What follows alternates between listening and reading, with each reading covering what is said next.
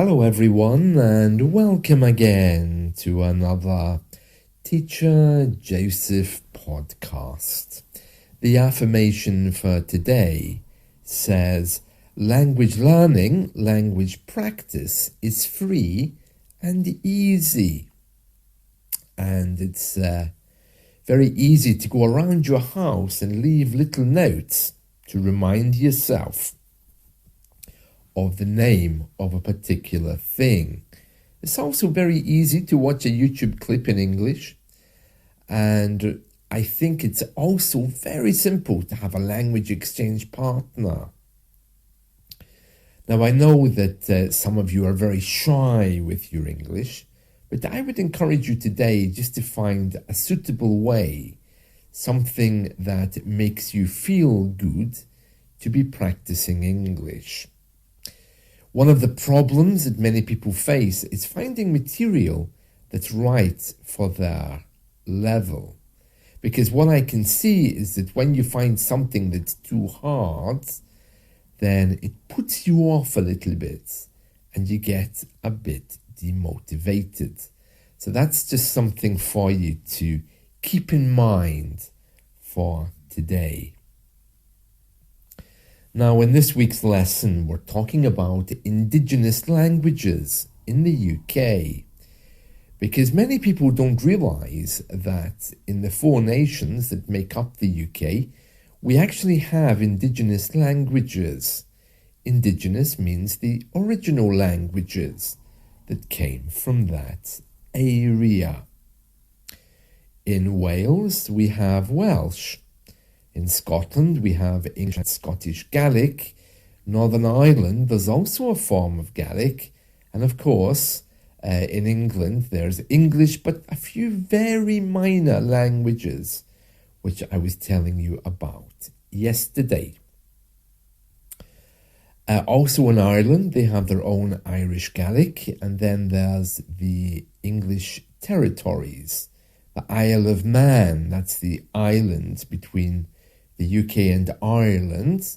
It has a language too called Manx. And these minority languages which exist in the 4 nations, people are very fiercely protective of them, because there is of course a danger that they'll simply get washed away. Now, I know that for me, when I was growing up, if you spoke Gaelic in Scotland at school, you would have been punished. You would have been laughed at, you would have been harassed, probably bullied, and the teacher would have placed a wooden spoon around your neck on a piece of string to humiliate you, to show that you were not well educated.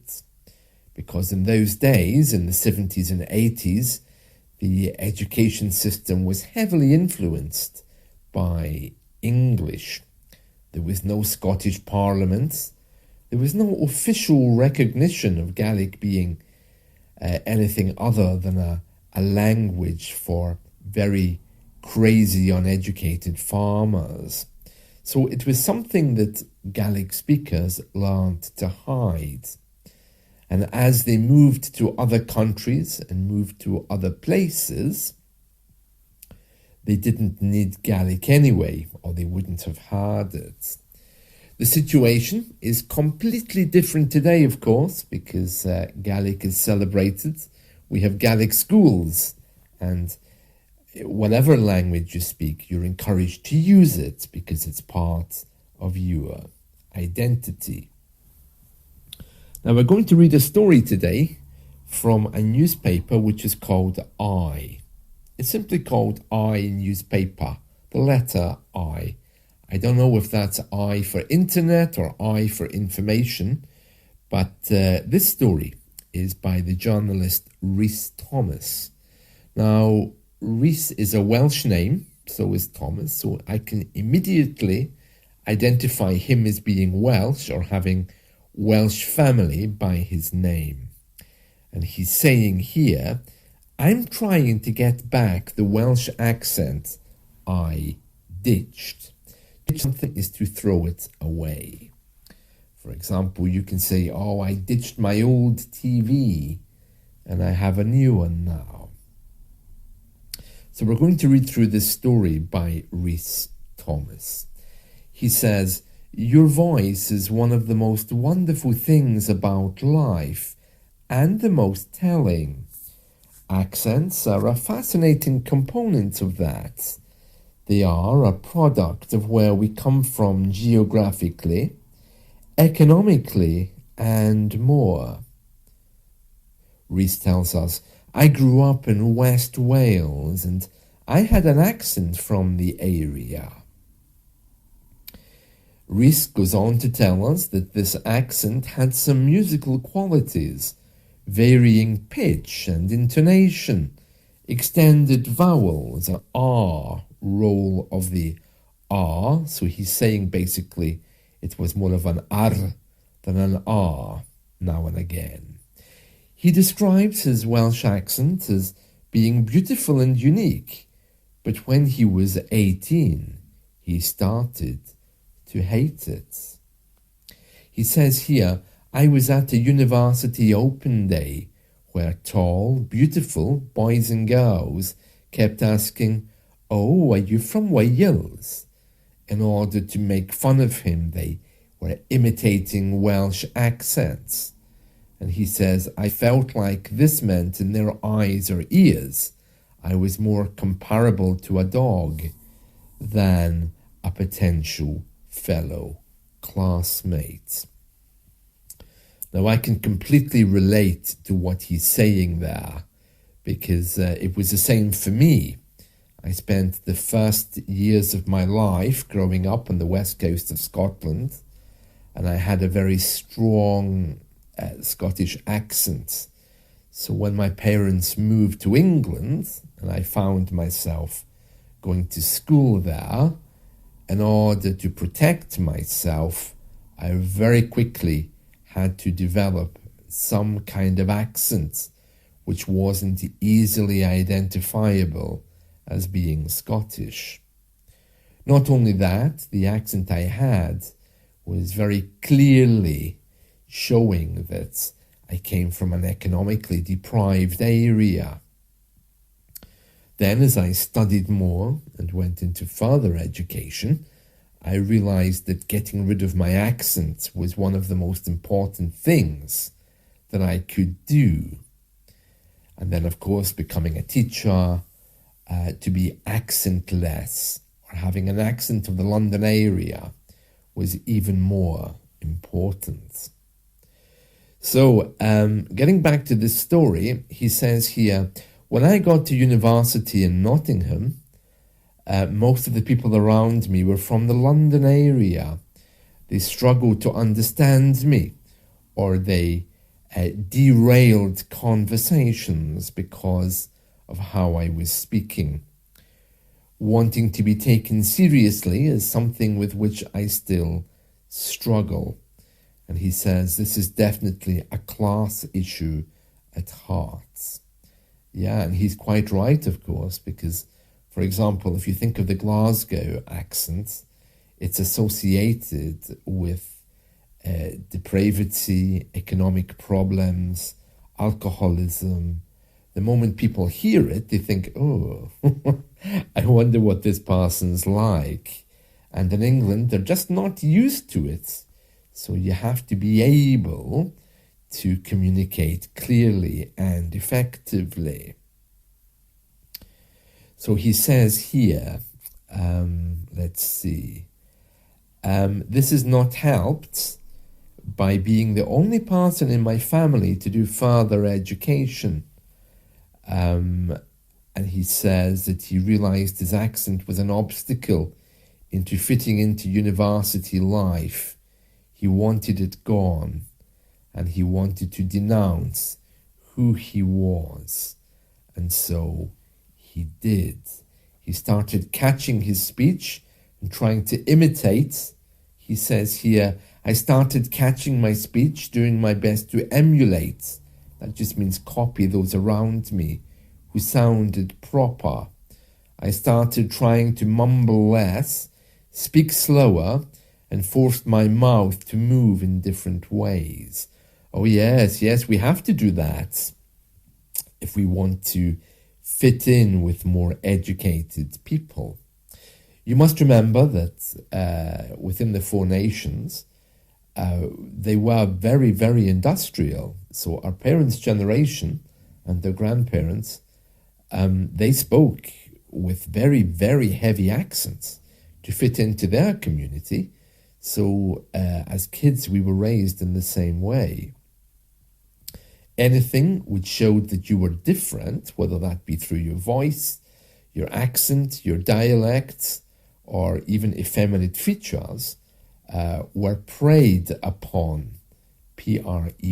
It meant like an eagle, someone would attack you.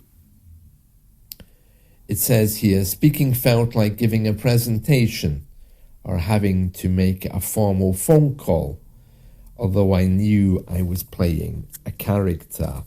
Yeah, that's how it starts, you know. When you want to change your accent, you really have to begin just by imitating somebody else.